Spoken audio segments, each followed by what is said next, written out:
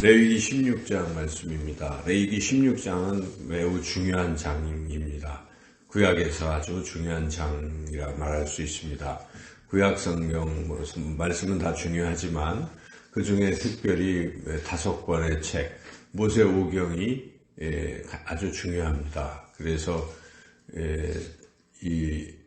그 사두개인들은 모세오경만 또 읽고 그것만 믿고 하기도 할 정도로 이 창세기로부터 창출, 레민신이 5권의 책은 아주 중요한 책이죠. 그런데 그 모세오경 중에서도 가장 중요한 책이 그 한가운데 있는 레위기라고 말할 수가 있습니다. 그것은 레위기가 그냥 성경 그 자체인 것이죠. 구약 사람들에게, 이스라엘 사람들에게는. 그래서 그것이 십계명을 이제 좀 더 자세하게 설명한 그러한 책이라고 볼 수 있기 때문에 이 레위기 말씀이 아주 중요합니다.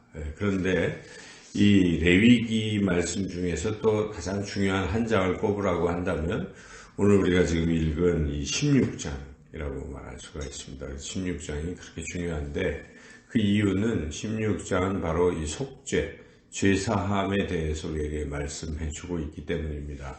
여기에 속죄라는 단어가 가장 많이 나와 있죠. 속죄, 속죄제, 속죄.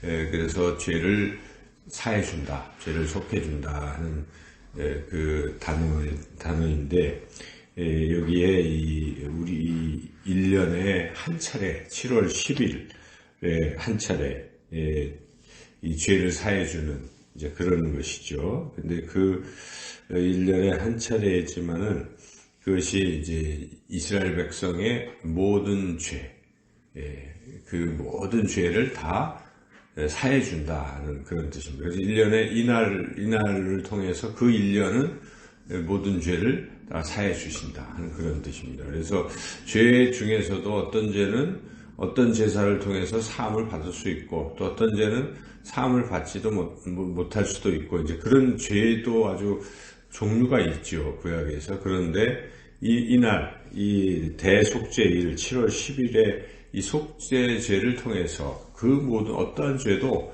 다 용서해 주시는 그런 아주 중요한 날이죠, 이스라엘 백성들에게. 이러한 그래서 그것을 지금 설명한 말씀이 레위기 16장 말씀입니다. 방금 전에 우리가 읽었듯이 이 죄사함의 이 방법을 말씀하고 있는데 핵심은 이 염소 2마리를 잡아서 한다는 것인데 한 마리는 여기에 그 속죄제를 드려서 그 피를 지성소, 하나님이 계신 지성소에 들어가서 그 지성소 제단에 속죄 그 제단에 그거를 뿌리는 그것이죠. 그래서 여기 보면 19절 그 제단에 이렇게 쭉 뿌리는 이야기들이 나옵니다. 그래서 이 염소의 피가 그 제단에 뿌려질 때 죄사함을 받게 되는 것입니다. 뿌리기도 하고 물로 이렇게 바르기도 하고 해서 이 속죄제로 한 마리 염소를 드리는 것이죠. 또한 한 마리는 아사셀로 보낸다 하는 것인데 아사셀은 광야의 또 다른 이름이라 할 수 있겠습니다. 그래서 광야로 또 한 마리를 보냅니다. 그 의미는 이스라엘 모든 백성의 죄를 이 한 마리 염소에다가 다 전가를 시키는 거예요. 안수를 해서. 그래서 모든 죄를 짊어지고 이 한 마리의 이 아사셀 염소가 그 광야를 향해서 가는 것입니다. 그래서 광야 끝에 그 낭떠러지에 떨어져서 죽게 되는 그런 예식이죠. 이것이 무엇을 상징하는가? 이스라엘 백성의 모든 죄를 짊어졌다는 그런 것입니다. 죄를 짊어지고 가는.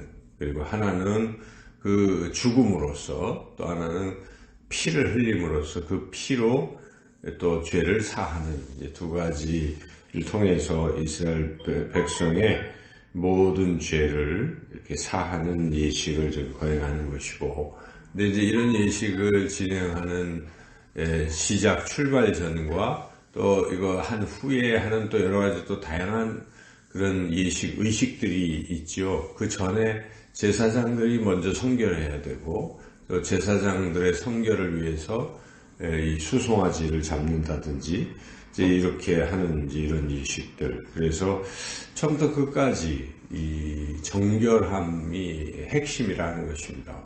혹시 제사장 옷을 입었으면 밖으로 성소 밖에 나갔으면 또 다시 와서 깨끗이 하거나 이제 이런 의식들, 그러니까 처음부터까지 정결해야 되는 이런 것들을 말씀을 하고 있고, 또 한 가지 이 염소 이렇게 안수하고 보내고 뭐 하는 이런 일들이 일어난 후에 하는 또 중요한 일이 있습니다. 그것은 이번엔 번제를 드린다 하는 것이죠. 그러니까 속죄제만 드리고 끝나는 것이 아니라 번제를 또 여기에 드리는 이제 그런 예식도 있습니다. 그래서 24절 한번 읽어볼까요?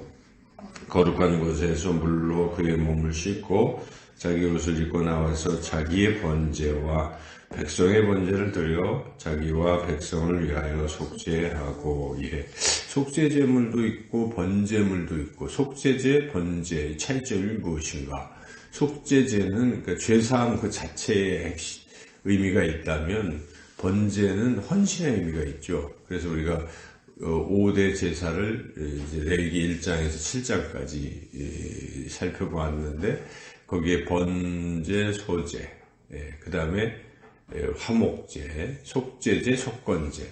이때 첫째 번제는 다 태워버리는, 그래서 이것은 곧 자신의 모든 걸 드리는 헌신을 의미한다. 그래서 여기 지금 속죄제를, 죄사함의 속죄제를 드린 후에 번제를 드린 이유가 무엇일까? 그것은 우리의 삶 가운데서 이제 결단하는 시간인 것이죠. 번제는 하나님 앞에 저는 모든 것을 드리겠습니다. 그러니까 이 죄사함을 받은 이러한 상태에서 이제 완전히 하나님 앞에 헌신하겠습니다 하는 결단이 또 필요하다 하는 것이죠. 그래서 이렇게 그런 또 번제를 드리게 되었다 하는 것이죠. 그래서 처음부터 끝까지 전체 내용이 이스라엘 백성이 1년에 한 번 이렇게 죄사함을 받고 이제는 거룩하게 살기로 결단하고 하는 이런 일련의 예식입니다. 그래서 굉장히 중요한 것이고, 지금도 이스라엘 사람들은 이걸 계속 하고 있는 겁니다. 똑같이. 그런데 바로 이 레위기 16장에서 말씀하고 있는 것이 바로 예수님입니다.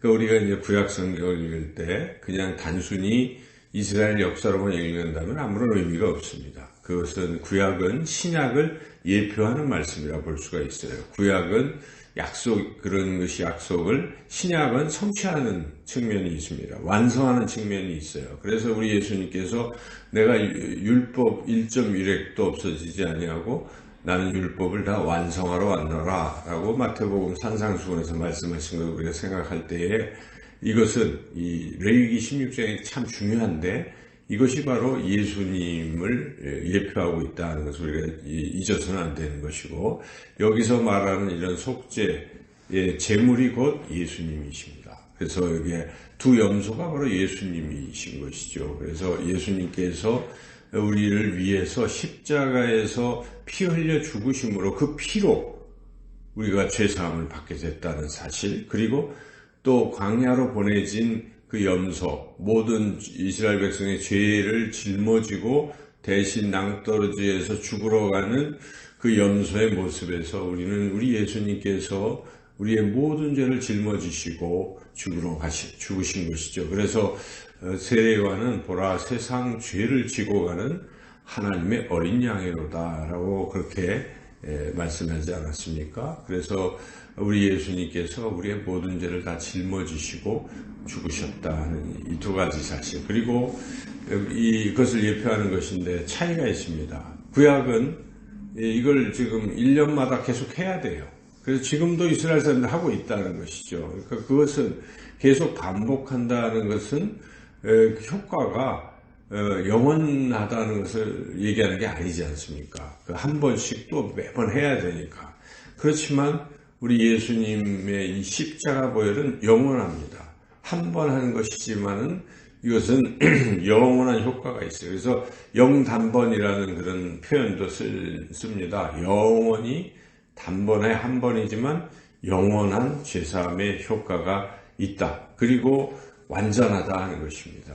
영원하고 완전한 그러한 죄사함을 우리에게 주시는 것이죠. 그래서 우리가 예수님의 십자가 보혈을 생각하면 이것은 나의 과거, 현재, 미래 그 어떠한 죄도 다 사해 주시는 귀한 보혈이다. 이것을 우리가 늘 생각할 때 얼마나 감사한지요. 우리가 참 확신할 필요가 있어요. 내 죄는 사함을 받았다.